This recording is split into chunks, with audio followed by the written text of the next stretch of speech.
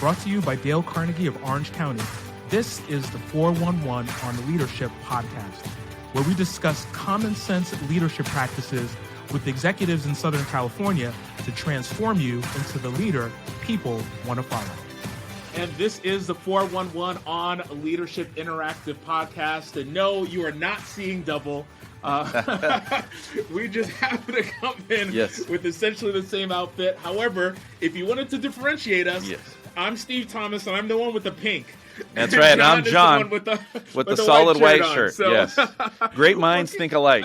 That's very, very true. Also, I say imitation is the best form of flattery. So, appreciate having you all join us for our podcast. And we just want to let you know we are brought to you by C.A.E. Radio.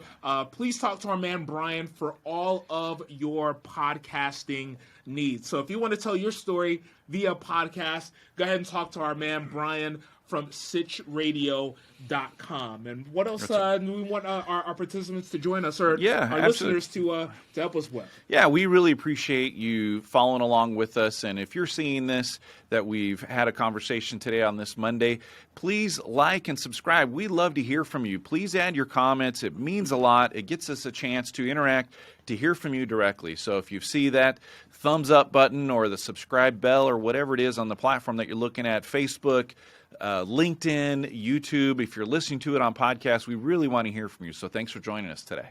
Well, awesome. Well, listen, we just want to also just mention that this is being as a recorded podcast.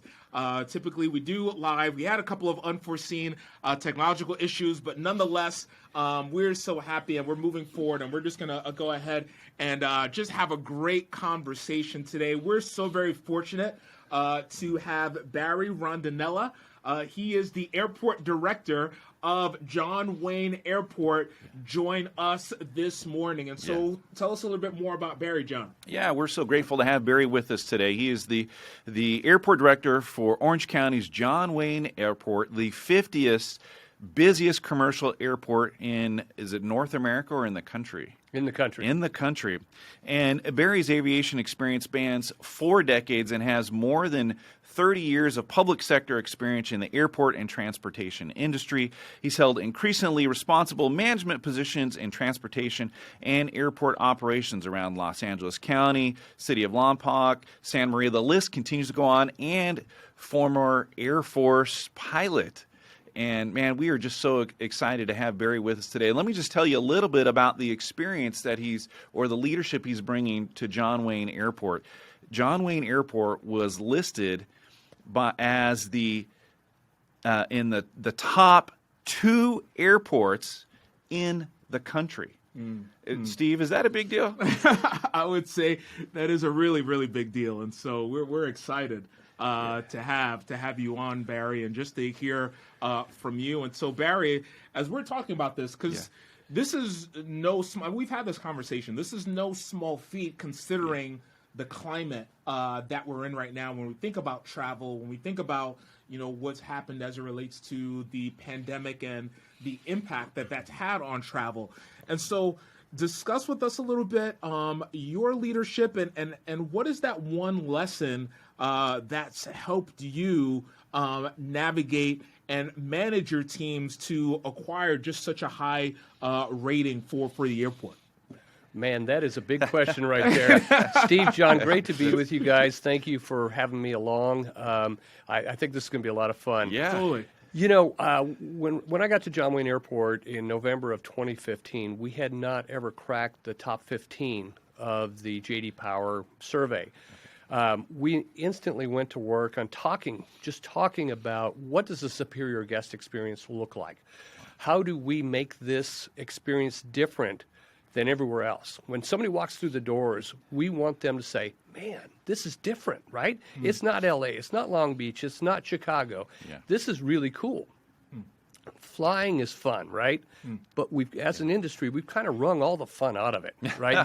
You got traffic into the airport, the parking structure's full, TSA and all that stuff. And by the time you finally get on the airplane, you're just like, I'm over it, right? Yeah.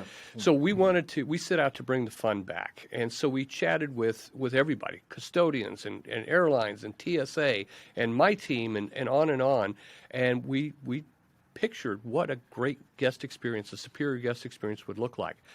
By the end of 2016, we jumped to number 8 for the first time ever. Yeah. And then in 2 successive years, as you know, we were number 1 in all of North America That's for amazing. large airports. That's fantastic. And it was really about everybody getting it, embracing it. You know, every woman, every man in the terminals that interacts with people said, yeah, I get it. I want to do this too. I'm coming along. You know, I want to do this with you. And they made the difference, right? It was just putting out the thought and the idea, and they grabbed a hold of it and ran with it. And let's just say, I know you said that it was top 2 in those or top 1 in the country in those 2 consecutive years. I just want people to understand this number 2 rating was in 2020. I mean, this is probably the single most challenging year in the country, and I can't even imagine the level of difficulty, the impact on the airline and the airport industry, and to be number 2 in probably the biggest challenging year in the country. That's amazing, Barry, and I think a testament to leadership. And so thank you for that. Well, thank you. It's very kind. You know, it was challenging. It continues to be challenging. Right. For me, it was about doing the same things we've always done, communicating with our team, especially, you know, where people kind of spread out, right, and some people were telecommuting. How do we continue to talk with them, make them feel valued, because they are, make them feel smart, because they are. Yeah. You know, all those things that you want to do with somebody in your you have a relationship with, and we do with everyone, you know. So we did videos. We went out to a hangar and spread way out, had the doors open, and we had a team meeting out there. You know, John, I know you know Rick Francis, the assistant director at the airport. We make a big habit of getting out and walking around, whether it's in the terminals, talking with custodians or our operation folks, airline folks, or in our offices, just stopping and saying, hey, how'd your weekend go? You know, what'd you do? You know, how's your aging mom? You know, that kind of thing. And that's the key in my mind, is making everybody realize they're valued part of the team, right? Yeah. You know, so Barry, as we're talking, or we had conversation previously before, you know, before going on air, being, what's the word I'm looking for? I just drew a blank. But I will say this: we had conversation in regards to having the different relationships within the airport. So when people go to the airport, as Jean, you mentioned earlier, it's like, okay, let's see, the airline, or, you know, they're not, you know, thinking about essentially anything else. So, but there is a whole lot more to managing the airport. So I was wondering if you wouldn't mind just sharing with us a little bit about the different relationships that exist that you need to have within the airport in order for it to be successful. Okay, great. You know, I call them service partners. You know, we've got the FAA and the TSA and local agencies that we respond to and that regulate what we do, whether that's water quality, air quality, noise, what have you. Sure. Then we have our partners, if you will. I called them, in our conversation earlier, I called them customers. That would be like the airlines, the TSA, our vendors at the airport, our concessionaires, the parking contractors, on.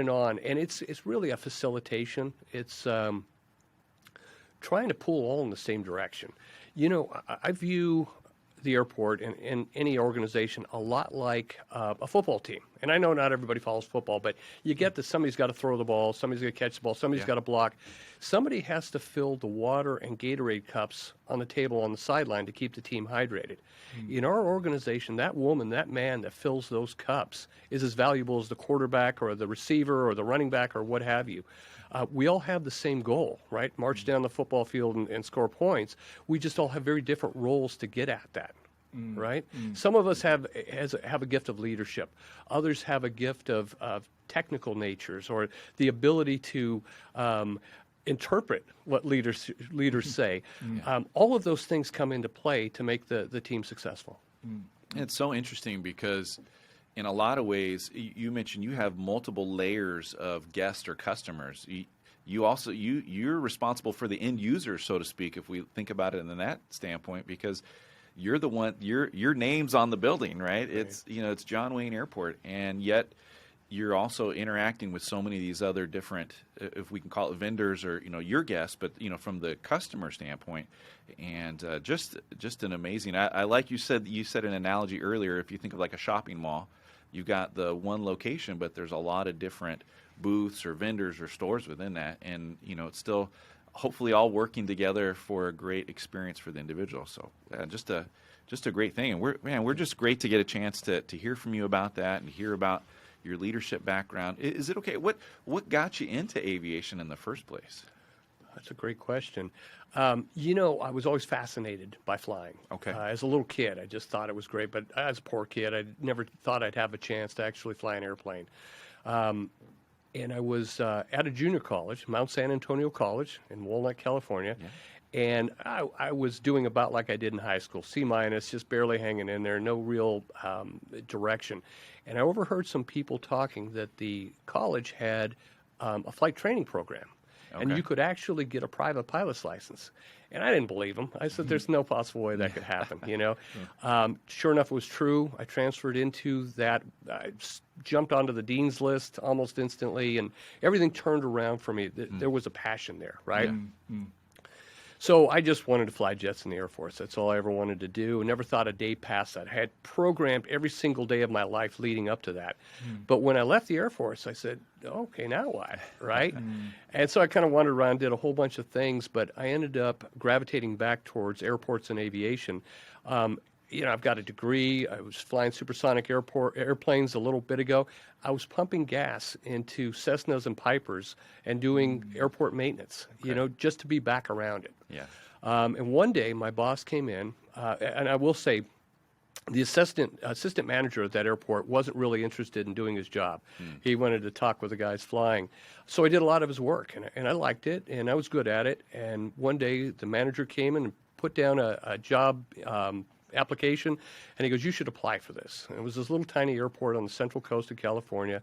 Got the job, moved from that airport to a little bit busier airport, One day I woke up at LAX, director of operations, and ultimately got here. And I will tell you, I was looking at this particular job 7 years before I got it. Okay. I would benchmark. I was at another airport similar to John Wayne, and I would benchmark airports, and this one was always near the top. And I thought, how great would it be to go someplace where you don't have to fix everything? It's just polishing the car, not building the car, right? Right. What would you say within your journey in aviation, what was that one lesson? I'm sure there's been many, but what would you say is that one lesson that stands out for you that is influencing how you lead your people today? I would say it wasn't a lesson. It was a whole bunch of lessons. It was a guy. Okay. His name was Larry McPherson. He was my boss at that little airport I told you about. He was the director of public works. And I ran the airport and the transit system. And on my first day, he took me to my office, and he showed me some paraphernalia from the airport and from the transit system. He goes, that's yours. Make it work. Wow. So he gave me a lot of latitude to do whatever I thought was best. And when I'd make a mistake, which I often did, I would walk into his office, and I said, Larry, here's what happened. And his eyes would go back and forth, the man he's thinking, and he'd get into his Rolodex, because this is really a long time ago, right? Yeah. And he'd make a call or two, and he'd say, okay, you're okay. And he would send me back off, just like a parent, right? A good parent, your kid falls down, scrapes her knees, you pick her up, you dust her off, and you send her back out. Right? So that's what he did for me. He was that safety net, but also empowered me to take risks and make mistakes. So he was it for me. That's awesome. Steve, I mean that's come up, and if for our listeners, if you're hearing this today, how often, Steve, does that come up where somebody who's risen to a level of leadership had somebody speak into their life and had an effective leader, a mentor, and man, your role as a leader into somebody else, you can be that for the next person. Thank you for sharing that. Yeah, the importance of mentorship, is important because, as you mentioned, from that source you get a whole bunch of lessons, right? And I feel also that with the guidance that they give, they not only empower you, but they allow you also to make mistakes too, and let you know it's not the end of the world. Right. But that here are some lessons you could learn from that's going to help you later on in the future. And so, I definitely see that happening. For those that are listening, we're talking with Barry Rondinella. He is the airport director of John Wayne Airport, and we're grateful to have him join us. And so, Barry, we have been, and we're actually wrapping up this series of podcasts that we've been doing just around the idea of inclusive leadership. And so we gave it a general term. And so really what it was is, to us, is that really creating a sense of belonging for our people so that they feel valued, that they feel heard, that they feel respected. And again, this is regardless of race, regardless of gender, regardless of sexual orientation, even disability, which is not mentioned hardly, which should be in the conversation. And so, the question that we have for you is, what are your thoughts around this idea of inclusive leadership, and how do you see that showing up in the teams that you're leading at the airport? Excellent question, as all of them have been. I don't know how you lead without being inclusive, because there's always going to be somebody different than you. I don't care about the way you look. In fact, I will tell you that I think diversity is not that we all look different. It's that we come to a problem with different backgrounds, different experiences, and a way of getting at that problem, at solving that problem that's different than the way I think, right? Right. So we have deputy airport directors at the airport in charge of all the lines of business. And we have weekly meetings, and they think very differently than me. And I will walk in, and I've already got the solution to the problem, right? I'm just going to kind of go through this process of talking with them about it. And within 5 minutes, I'm like, oh man, that idea is way better than mine. So, and we look different, we think differently, we approach things differently. And to me, if you're not inclusive, you miss all that, right? And you said disability, and I think you're right. We don't talk a lot about that, and I'm going to wander a little bit from the pure nature of your question, but we recently started something called the Helping Hands program at the airport. I had a physically disabled brother. And in 1990, when the Americans with Disabilities Act came in and there were suddenly curb cuts and buses with lifts and everything, changed his life and my life as the guy who pushed him around in his wheelchair radically. But what we didn't do is talk about people with cognitive disabilities, whether that's somebody on the autism spectrum or just whatever. And so we did a curb to aircraft program, where if you'd like, you get a yellow bracelet, and we've trained all of our people to identify that yellow bracelet as somebody that needs just a little more time and a little more understanding. And from the airline folks to the concessionaire folks to everybody, they've all been trained to help get that person through with as little issues as possible. And it's been wonderful. We've helped, I think it's 5-6 dozen people, and it's just one of the most rewarding things we've done. Oh. Yeah, and I can only imagine, one of the stats I didn't say is John Wayne is in the 21st busiest airport and all total ground and all this, and to incorporate those kind of elements can't be easy because you're managing all different things, but to be able to spend time and effort making that available to people, thank you for doing that. Well, thanks. And as I said earlier, there's no way you could do all this without an incredible team. Joe, Barry, so one of the things that you mentioned in our conversations was the idea of hiring well. We talked a little bit about the different relationships that you're having as the airport director within the airport to make sure not only the people that are flying, they're satisfied, but all the airlines that you're dealing with are satisfied. All the the subgroups within the airport are satisfied. And so, again, one of those things that you mentioned was the ability to hire well. So tell us, what does that look like? If you mind just going a little bit deeper into that for those that are listening, what are some of the practices that you employ that would help you to hire well? Well, to me, it's the key to everything. And I guess if I'm passionate about a thing, it's probably that. Okay.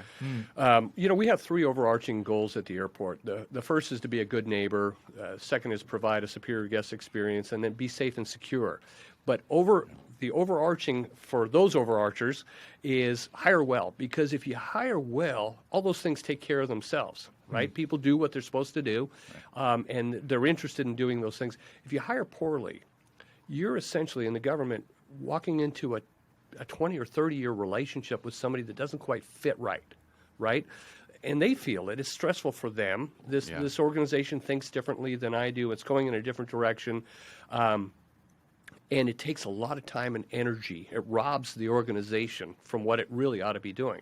So if we first hire well, we hire that woman, that man that goes, I get it, I like this, I'm all about this, then we just turn them loose. We give them the tools they need, we give them the education they need, and then we monitor to make sure we're getting what we think we're getting, but we get out of their way. Just say, run. Go make it happen, and it becomes real easy.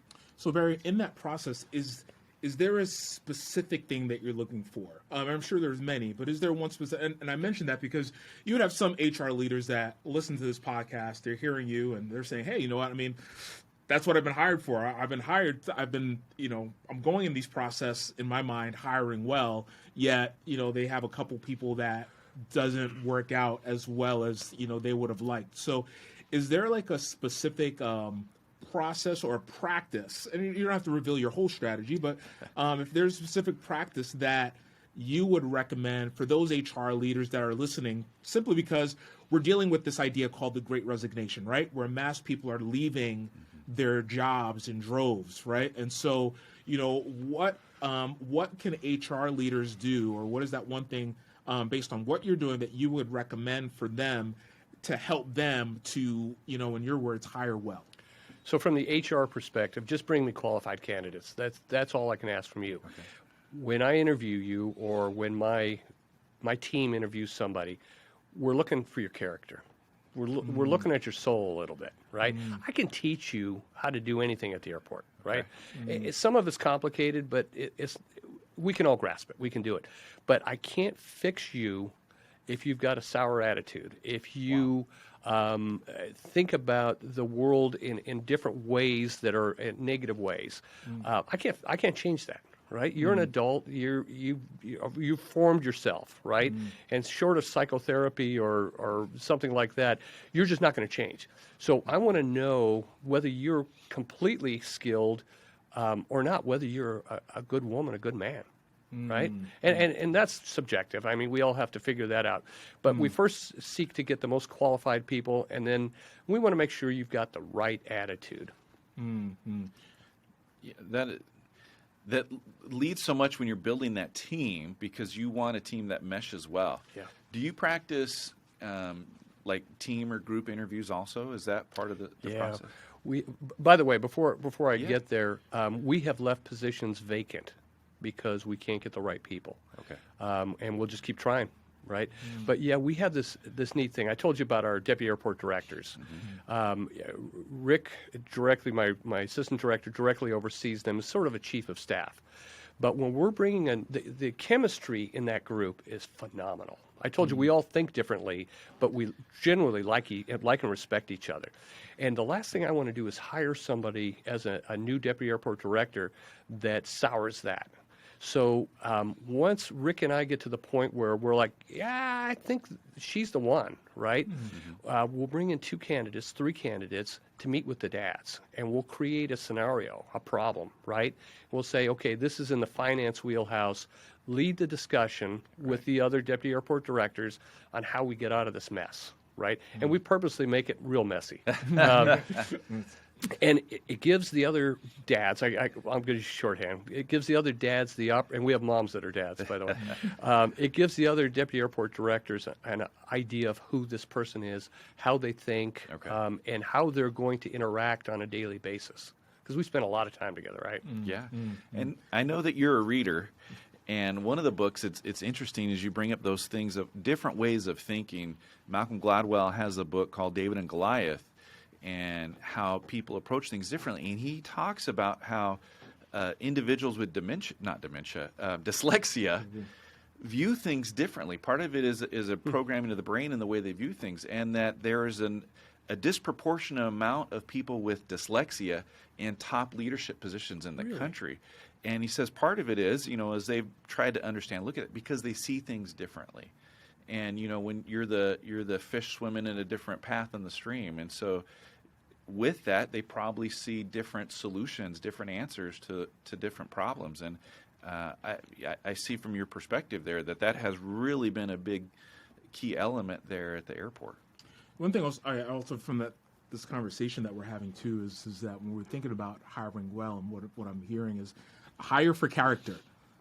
Skills is something that can be developed over time, but it's a person's character, and just prioritizing their character would help to hire well. And so one of the things I know with Dale Carnegie, we always share a study that was done years and years ago by the Carnegie Mellon Institute, not to be confused with Dale Carnegie, is that they've identified three traits that make up an individual's success, and that would be attitude, knowledge, and skill. And when we break that up, 15% of a person's success could be attributed to knowledge, while 85% could be attributed to attitude and skills. So again, corresponding and what you're saying in terms of hiring well, really hiring for attitude, hiring for character would really help us to create those cultures that are able to weather these types of storms while maintain those high level results. We're talking with Barry Rondinella. He is the airport director of John Wayne Airport here in Southern California. And so, as we're beginning to wrap up this conversation, Barry, let's talk a little about the airport. And so, what would you say is one thing, or what is something that many people may not know about John Wayne Airport? I mean, we have LAX, we've got Long Beach, we've got Ontario. I mean, then we have, John Wayne. And so what did you say is that one thing or, a couple of things that many people may not know about the airport? I think the most pressing thing or obvious thing to me that probably folks don't know is we're just on a postage stamp. We are on really tight quarters. So one of our peers is Sacramento. They're a little bit busier than us commercially, but a lot less busy than us with the general aviation, the private aircraft. Okay. They do what we do on 6,000 acres. We do it on 507. Wow. 6,000 versus 507. So every square inch of the airport has to be planned out and figured out and use the highest and best value for that square foot, that square inch. So that's probably the biggest thing. I find that amazing only because I've been in the airport and it's so nicely laid out, like we could not even tell. Like LAX in my mind seems a lot more cluttered. Now, granted, it's a little bit bigger of an airport, but still, with the amount of space that you have, I guess in my mind I'm thinking everything's kind of like crumped up or, just kind of in one small area and you can't move around. But it is so well laid out that's a surprising thing to me. I wouldn't have known. I wouldn't have known that based on what I've seen and experienced. So glad to hear that, and that's a tip of the cap to my predecessors who built the terminals and made them look like they do. We just keep them polished and clean at this point. So one more question, if I can add on that, and I'll shoot it to you. So what would you say for those that are travel is beginning to get back to normal? Not totally back, but it's inching in that direction. And so, what would you say to those travelers or leaders that, may be a little bit hesitant, to fly or to travel? Work is probably going to start requiring us to travel a little bit more than what we're used to. So, what are some advice or what's the thing that you can give or share with those leaders that may be a little bit hesitant on traveling right now? Well, first of all, we are about 90% back. In July, we were in 1 week we were beating 2019 numbers. The first week of July. Wow. So the folks are back. I don't know how long that's going to last for. And business travel certainly isn't what it was in 2019. But leisure travel, we call it revenge travel. People are just starting to get out. But if you're comfortable going to the grocery store, if you're comfortable going to the post office or whatever, you don't have anything to worry about. Airplanes recirculate their air, the cabin air, about every 2 to 3 minutes. They use the same filtration system as hospitals. Okay. It's abundantly safe. Multiple studies have been done on this, and the transmission rate on airplanes is almost non-existent. Wow. And in the terminals, we do the same things. We're recirculating the air all the time and sterilizing like nobody's business. Sure. Yeah. Yeah. Wow. Yeah. Wow. Well, Barry, we just appreciate your time. Thanks so much for stopping by and taking a few moments with us. It's a blessing. I mean, there's a lot that I know both of us learned on the leadership side, your background, and the airport in general. So thank you so much. Oh, it's my pleasure. And if we do this again, let me know what the dress code is. I'll wear a vest. Well, we look like triplets at that point, so I don't know. Yes. Trust me, we've been I like to dress like you, Right. honestly. Thanks so much. And if you're listening today and you've heard about some of the things and you want to take that next step in your leadership, Steve, what are some of those things that someone can do to invest in themselves to get to that next level? Yeah, so, a couple things that I want to mention is just in regards to Dale Carnegie and how we are currently right now working with different organizations as it relates to building up their culture. And that's whether it's through working with their leaders and articulating that culture. That's working with, different teams themselves as we're talking with those communication maybe a couple of communication challenges, or even just taking their communication skills to the next level. Really working with our clients to really build a sense of confidence and pride in their organization so that they're able to communicate where they want to go and what they want to do and what their vision is to get that engagement. And as we've been talking about these last series of podcasts, that idea of inclusive leadership and also that idea of creating that sense of belonging. Right. That's what we've been doing at Dale Carnegie and really working with different teams on helping them to create that sense of belonging within their group. We do have programs that we are facilitating. Please feel free to visit our website at ocdalecarnegie.com. I did want to mention one more resource. Yeah. And this person has joined our podcast in the past before, Jason Richmond. He is a culture strategist. He is the president and CEO of idealoutcomes.com. Well, his new book, I believe, is officially out today.